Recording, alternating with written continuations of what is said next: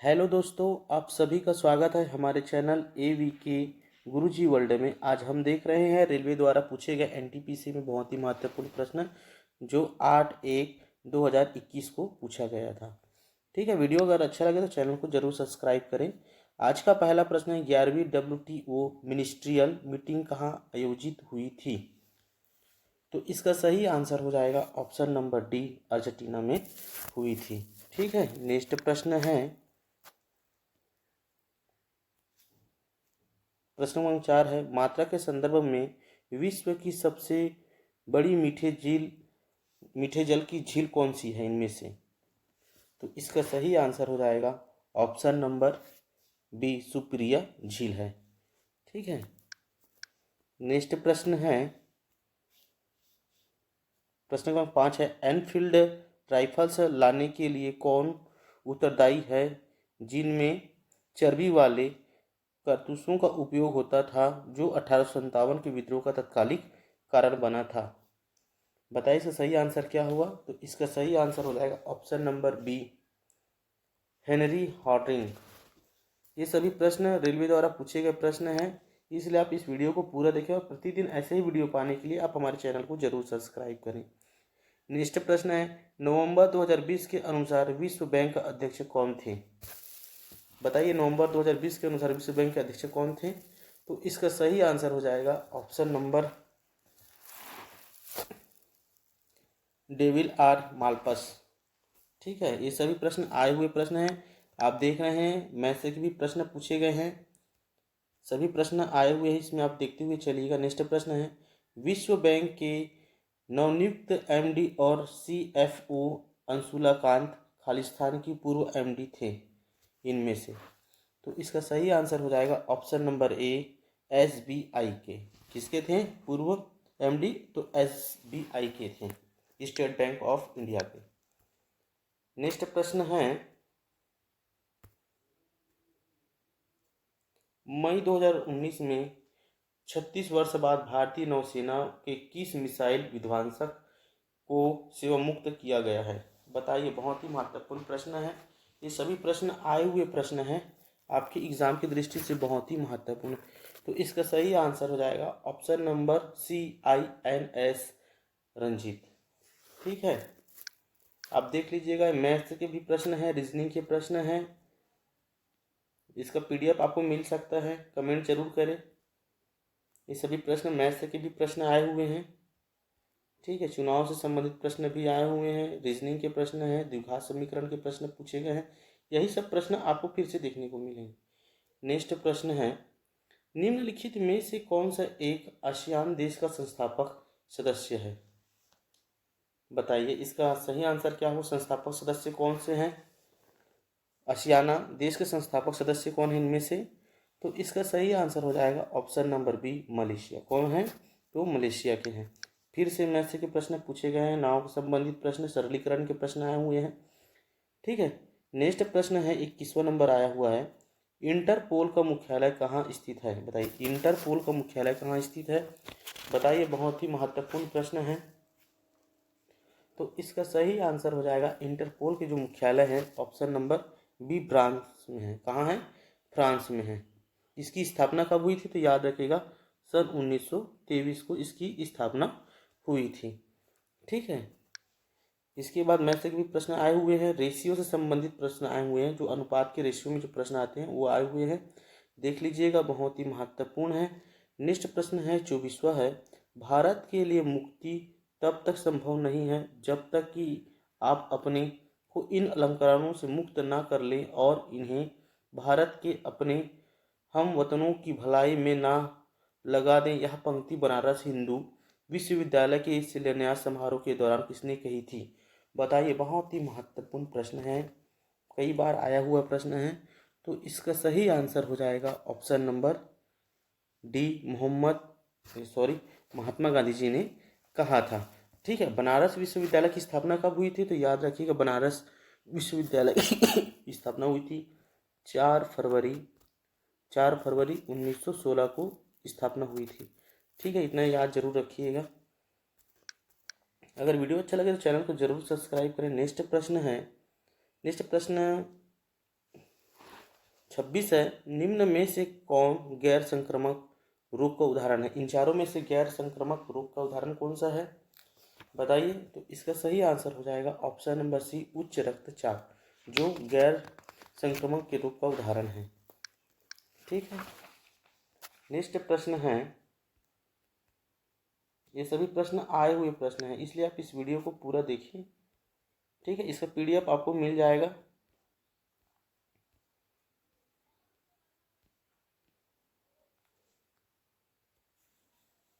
Next प्रश्न है 32वां number है, वेबसाइट द्वारा बनाई गई एक छोटी टेक्सटाइल फाइल जो उस स्टेशन के लिए अस्थायी रूप से उपयोगकर्ताओं के कंप्यूटर में संग्रहित होती है, वह क्या कहलाती है?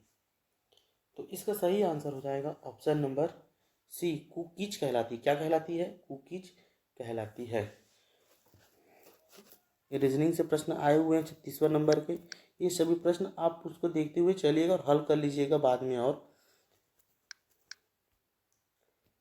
नेक्स्ट प्रश्न है 36 आया हुआ था, हम्पी का विरूपाक्ष मंदिर किसे समर्पित है? बताइए बताइए, हम्पी का विरूपाक्ष मंदिर किसे समर्पित है?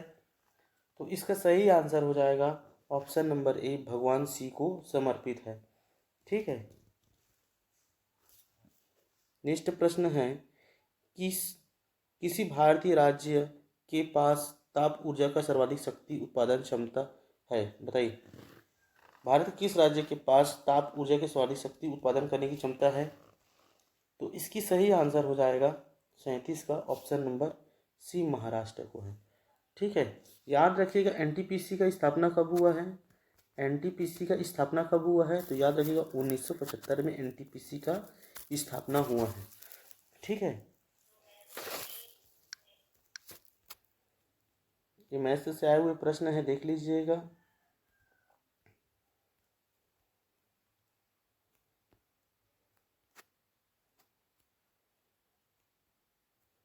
नेक्स्ट प्रश्न है 43, निम्नलिखित में से किस एक न्यूक्लियर रिसर्च रिएक्टर का संचालन भाभा परमाणु अनुसंधान केंद्र द्वारा किया गया है? बताइए इन चारों में से।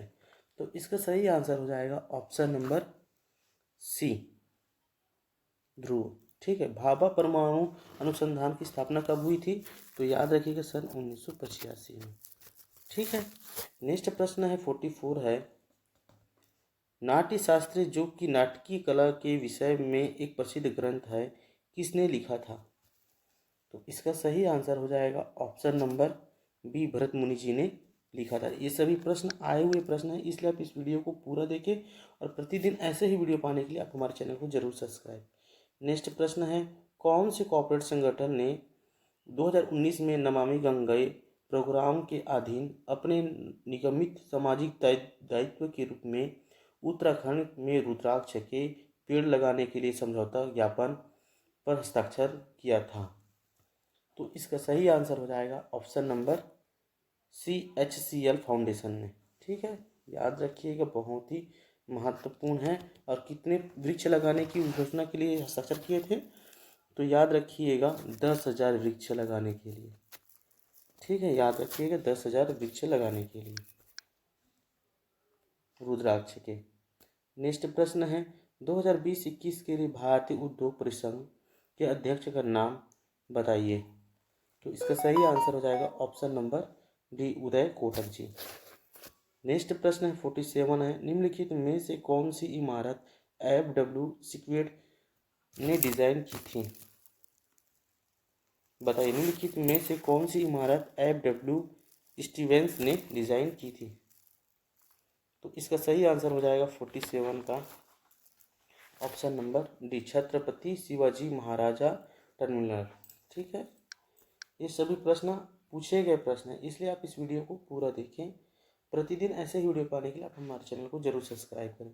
भारतीय संविधान का कौन सा अनुच्छेद सार्वजनिक रोजगार में समान अवसर का अधिकार प्रदान करता है? बताइए। तो इसका सही आंसर हो जाएगा ऑप्शन नंबर डी, अनुच्छेद 16। ठीक है, नेक्स्ट प्रश्न है, निम्नलिखित में से किन पौधों से रक्तचाप का उपचार किया जा सकता है? तो इसका सही आंसर हो जाएगा ऑप्शन नंबर सी, सर्पगंधा से। ठीक है।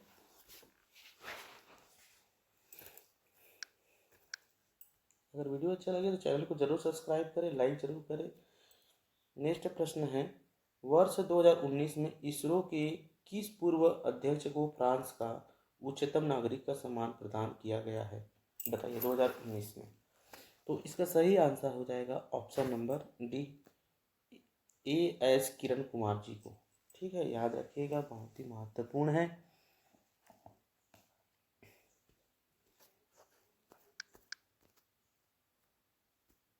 नेक्स्ट प्रश्न है, नवंबर 2020 के अनुसार भारत का मुख्य न्यायाधीश कौन है? तो इसका सही आंसर हो जाएगा option number A, S Arvind Bobde. Next प्रश्न है, प्रथम आईसीसी T20 क्रिकेट विश्व कप का खिताब किस देश ने जीता था? तो इसका सही आंसर हो जाएगा ऑप्शन नंबर ए, भारत ने जीता था। ठीक है, और कब आयोजन हुआ था? तो 2007 में। ठीक है, कब हुआ था आयोजन? तो 2007 में हुआ था। और कहाँ हुआ था? तो याद रखिएगा, दक्षिण अफ्रीका में। कहाँ हुआ था? दक्षिण अफ्रीका में। ठीक है, और भारत ने इसमें किस देश को हराया था? फाइनल में विजेता हुआ था तो पाकिस्तान को हराया था। ठीक है, याद रखिएगा, बहुत ही महत्वपूर्ण है। और T20 मैच प्रत्येक कितने वर्ष के बाद होते हैं? T20 विश्व कप तो प्रत्येक 2 वर्ष के बाद T20 वर्ल्ड कप खेला जाता है। ठीक है,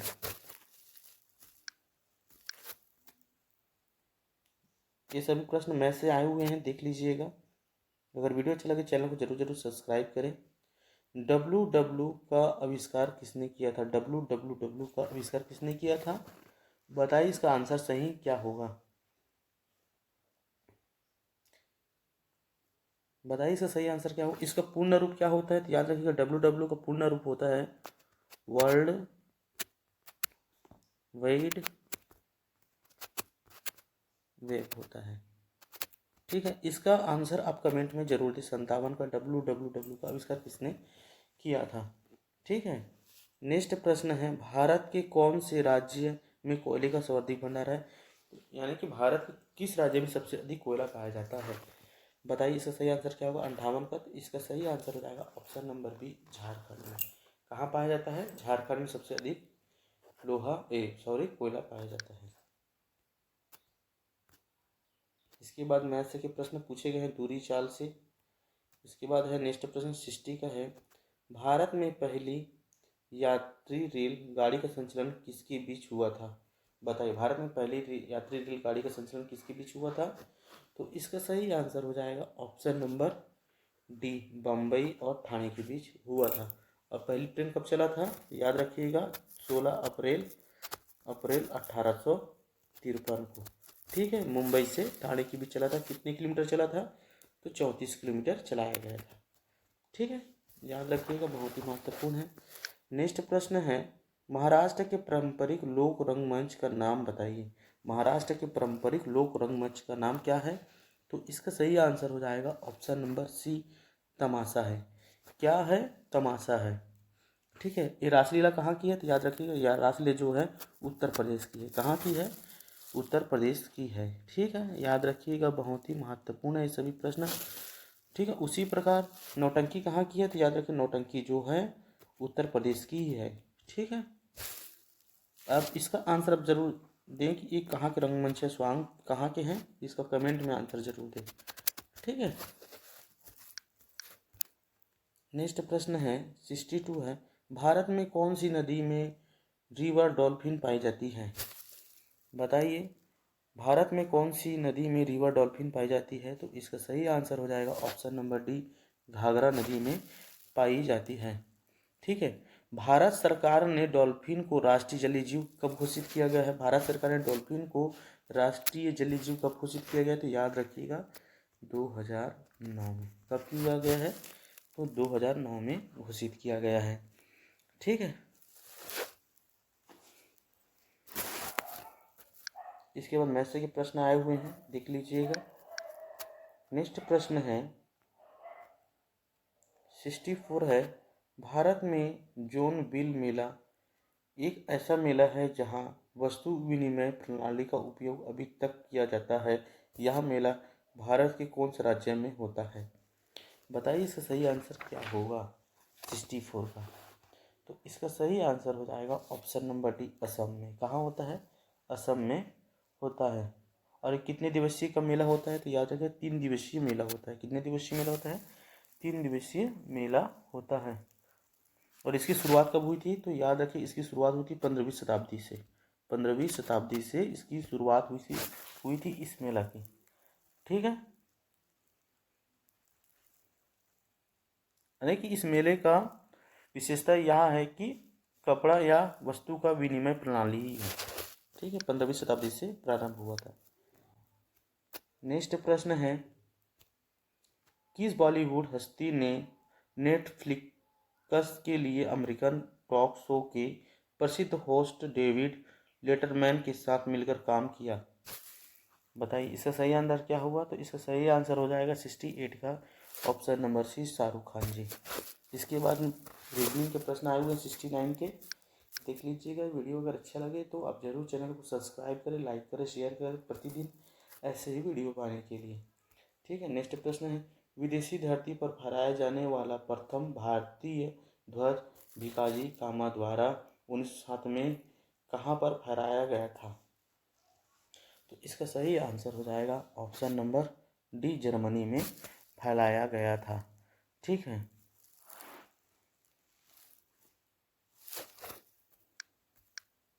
इसके बाद नेक्स्ट प्रश्न है 75 है, कंप्यूटर के क्षेत्र में प्रोटॉन किसके लिए प्रयुक्त किया जाता है? कंप्यूटर के क्षेत्र में प्रोटॉन किसके लिए प्रयुक्त किया जाता है? तो याद रखिएगा option number C, formula translation के लिए किया जाता है। ठीक है, नेक्स्ट प्रश्न है 76 है, 1907 में कांग्रेस के नेतृत्व में कौन से सत्र में चरमपंथियों और नरमपंथियों का विभाजन किया गया था? 1907 में कांग्रेस के नेतृत्व में कौन से सत्र में चरमपंथियों और नरमपंथियों का विभाजन किया गया था?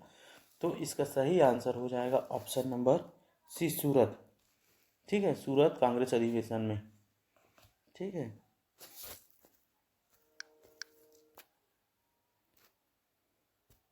नेक्स्ट प्रश्न, निम्नलिखित में से एक अम्ल और क्षार के बीच समानता है? बताइए। तो इसका सही आंसर हो जाएगा, निम्नलिखित में से एक अम्ल और क्षार के बीच का समानता है तो ऑप्शन नंबर सी, अम्ल और क्षार को जल में मिलाने की प्रक्रिया ऊष्मक्षेपी होती है। नेक्स्ट प्रश्न 78 है, ग्लूकोज के अणु को क्या कहा जाता है, किसमें टूटता है? बताइए, ग्लूकोज के अणु किसमें टूटते हैं? बताइए इसका सही आंसर क्या होता है? ग्लूकोज के अणु जो हैं पाइरुकी एसिड में टूटते हैं। ठीक है, ग्लूकोज के अणु के सूत्र याद रखिएगा। ग्लूकोज के अणु का सूत्र होता है C6H12O6। ठीक है, ग्लूकोज के सूत्र है, याद रखिएगा।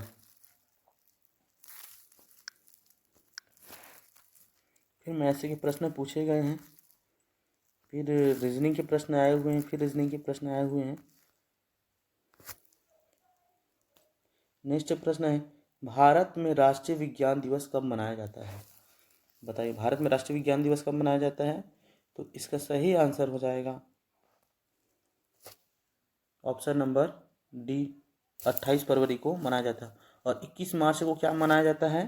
तो याद रखिएगा 21 मार्च को रंग भेद उन्मूलन दिवस मनाया जाता है। रंग भेद उन्मूलन दिवस मनाया जाता है। रंग भेद उन्मूलन दिवस मनाया जाता है। ठीक है, याद रखिएगा, बहुत ही महत्वपूर्ण है ये सभी प्रश्न आपके एग्जाम की दृष्टि से, और ये सभी प्रश्न आए हुए हैं। नेक्स्ट प्रश्न है, सुरक्षित ई भुगतान के विकल्प के लिए आरबीआई ने किसकी शुरुआत की है? तो याद रखिएगा ऑप्शन नंबर ए, विजन 2021। ठीक है,